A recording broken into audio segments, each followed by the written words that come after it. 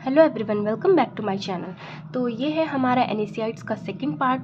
तो इसमें हम देखेंगे कि जो हमारे NSAIDs होते हैं उनका हमारा क्लासिफिकेशन क्या है। ठीक है, तो प्रीवियस लेक्चर में हम डिस्कस कर चुके हैं कि जो हमारे NSAIDs होते हैं वो कैसे काम करते हैं। ठीक है, तो मैंने आपको बताया था कि नॉर्मल जब हमारा क्या होता है, कभी टिश्यू इंजरी होती है, कोई भी सेल इंजरी होती है या इन्फ्लेमेशन होता है, तो उस टाइम पे हमारा क्या होता है, फॉस्फोलाइपेज A2 हमारा रिलीज होता है। ठीक है, जो हमारा फॉस्फोलाइपेज A2 होता है, जो हमारी फॉस्फोलिपिड होती है, ठीक है, सेल मेम्ब्रेन में।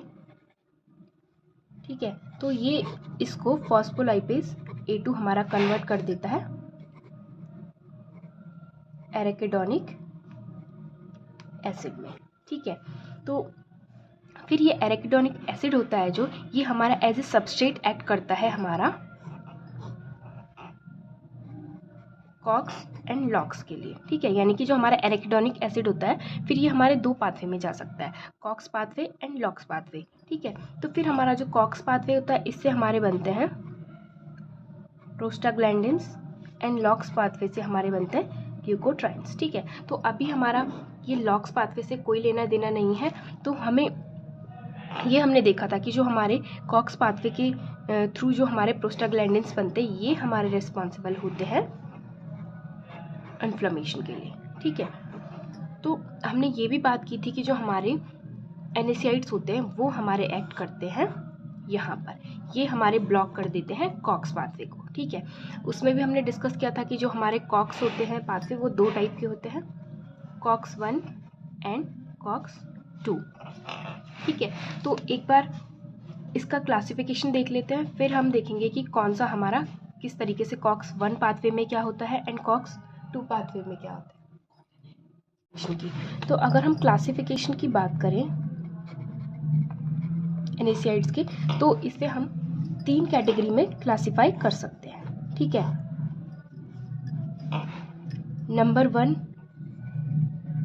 Non selective COX inhibitors. ठीक है, जैसे कि मैंने आपको बताया कि जो हमारे कॉक्स पाथवे होते हैं वो दो टाइप के होते हैं, कॉक्स 1 एंड कॉक्स 2। ठीक है, तो नॉन सेलेक्टिव कॉक्स इनहिबिटर्स हमारे क्या होते हैं, ये अगर कॉक्स पाथवे जो हमारे कॉक्स 1 एंड कॉक्स 2 है दोनों में ही हमारे प्रोस्टाग्लैंडिन क्या होते हैं, बनते हैं। तो हमारा अगर कॉक्स 1 या कॉक्स 2 कोई भी हमारा अगर यहाँ पर ब्लॉक हो जाएगा तो जो हमारा प्रोस्टाग्लैंडिन बन रहा है जो हमारा रिस्पॉन्सिबल होता है इन्फ्लेमेशन के लिए वो नहीं बनेगा और हमारा एंटी इन्फ्लेमेटरी इफेक्ट शो होगा। ठीक है, तो जो हमारे नॉन सेलेक्टिव कॉक्स इनहिबिटर्स है ये हमारे यानी कि नॉन सेलेक्टिव है, मीन्स कि हमारे कॉक्स 1 एंड कॉक्स 2 किसी को भी ये हमारा क्या कर सकते हैं, ब्लॉक कर सकते हैं। ठीक है, तो इसमें अगर हम देखें, आपने एस्प्रिन सुना होगा। ठीक है, बहुत फेमस ये ड्रग है।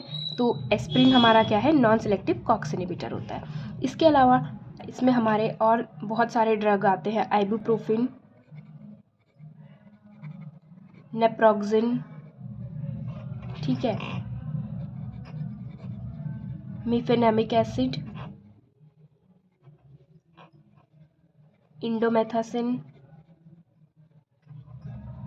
कीटोरोलैक। ठीक है, तो ये ड्रग्स बहुत कॉमनली हम सुनते हैं। ठीक है, aspirin, ibuprofen, naproxen, mefenamic acid, indomethacin and जो हमारा कीटोरोलैक है ये हमारे हैं नॉन सेलेक्टिव कॉक्स इनहिबिटर्स। ठीक है, अभी जब हम क्लासिफिकेशन के बाद मैं आपको डिटेल में बताऊंगी कि कॉक्स 1 में हमारा क्या होता है एंड कॉक्स 2 में क्या होता है। ठीक है, तो ये हमारे नॉन सेलेक्टिव कॉक्स इनहिबिटर्स हो गए। ठीक है, दूसरा ग्रुप इसमें होता है हमारा प्रेफरेंशियल कॉक्स 2 इनहिबिटर्स। ठीक है, तो जो हमारे प्रेफरेंशियल कॉक्स 2 इनहिबिटर्स होते हैं इसमें हमारे आता है निमोस्लाइड। ठीक है, इसके अलावा डाइक्लोफिनिक, एसिलोफिनिक। तो इसमें हमारे आते हैं क्या क्या, निमोस्लाइड, डाइक्लोफिनिक एंड एसिलोफिनिक।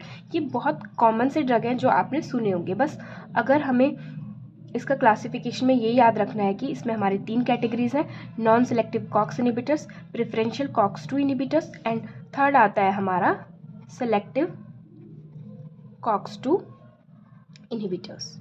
ठीक है, तो जो हमारे सेलेक्टिव कॉक्स 2 इनहिबिटर्स होते हैं इसमें हमारे आते हैं सेलिकॉक्सिब, इटोरिकॉक्सिब एंड पेरिकॉक्सिब। ठीक है, तो इसमें हमारे कॉक्सिब्स आते हैं, सेलिकॉक्सिब, इटोरिकॉक्सिब एंड पेरिकॉक्सिब। ठीक है, तो इस तरीके से अभी हम देखेंगे कि जो हमारे कॉक्स 1 है एंड कॉक्स 2 है, इसमें से हमारे कौन से ज़्यादा बेटर हैं एंड किसके साइड इफ़ेक्ट्स हमारे क्या है। ठीक है, तो क्लासिफिकेशन की हमने बात कर ली। इसमें हमारे 3 जो ग्रुप्स होते हैं, इसमें हमारे NSAIDs डिवाइड रहते हैं, non selective COX inhibitors, preferential COX 2 inhibitors and selective cox 2 inhibitors. ठीक है, नॉन सेलेक्टिव में हमने बात की aspirin, ibuprofen, naproxen, mefenamic acid, indomethacin, ketorolac and preferential COX 2 inhibitors में हमारे nimesulide, diclofenac, aceclofenac and selective cox 2 inhibitors में हमारे आते हैं सेलिकॉक्सिब, इटोरिकॉक्सिब एंड पेरिकॉक्सिब। तो ये था हमारा NSAIDs का क्लासिफिकेशन। ठीक है, तो नेक्स्ट वीडियो में मैं आपको बताऊंगी कि जो हमारा कॉक्स 1 होता है एंड कॉक्स 2 होता है, उनके बारे में थोड़ा सा डिटेल, जिससे कि आप ये समझ पाएंगे कि कैसे जो हमारे COX non selective COX inhibitors होते हैं एंड जो प्रेफरेंशियल कॉक्स 2 इनहिबिटर्स होते हैं वो किस तरीके से हमारा काम करते हैं। अगर हमें इनका ये पता होगा कि ये पाथवे कॉक्स 1 एंड कॉक्स 2 कैसे चलते हैं, तो हम इनके साइड इफ़ेक्ट्स भी इजीली समझ पाएंगे। तो वीडियो ज़्यादा लंबा ना हो, इसलिए मैं ये छोटे छोटे वीडियोस में एक टॉपिक को डिवाइड करके बना रही हूँ। ठीक है, तो आई होप आपको मेरा ये वीडियो पसंद आया होगा। अगर आपको मेरा ये वीडियो पसंद आया है तो मेरे चैनल को लाइक करें, शेयर करें एंड सब्सक्राइब करें। Thanks for watching.